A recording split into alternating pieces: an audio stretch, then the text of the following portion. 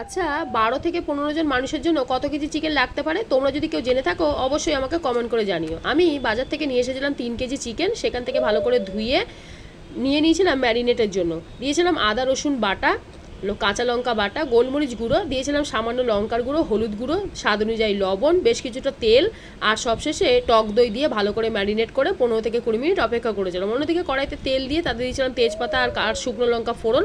তারপরে কুচি করা পেঁয়াজ, প্রায় 700 গ্রাম মতো পেঁয়াজ, সেগুলোকে লাল লাল করে ভেজে নিয়েছিলাম। লাল লাল করে পেঁয়াজগুলো ভাজা হয়ে গেলে আবারও অল্প অল্প করে মশলাগুলো অ্যাড করেছিলাম, যেমন জিরের গুঁড়ো, হলুদ গুঁড়ো, লঙ্কার গুঁড়ো, ধনিয়া গুঁড়ো, সব কিছু দিয়ে ভালো করে পেঁয়াজটাকে কষিয়ে নেওয়ার পর ওপর থেকে দিয়ে দিয়েছিলাম টমেটো পেস্ট দিয়ে দেওয়ার পর আরও একবার নাড়াচাড়া করে নেওয়ার পর যখন তেল ছেড়ে এলো তখন ওই ম্যারিনেট করা চিকেনগুলো এর মধ্যে অ্যাড করে দিয়েছিলাম। আমি করতে চেয়েছিলাম চিকেন কষা, তো সেই রেসিপি তোমাদের সাথে শেয়ার করছি। তারপর দেখো এই চিকেন থেকে এক এক করে কতটা পরিমাণে জল বেরিয়েছে, আর এই জলে এই চিকেনগুলো একবারে সেদ্ধ হয়ে গিয়েছিল। ভিডিও কেমন লাগলো অবশ্যই কমেন্ট করে জানিও।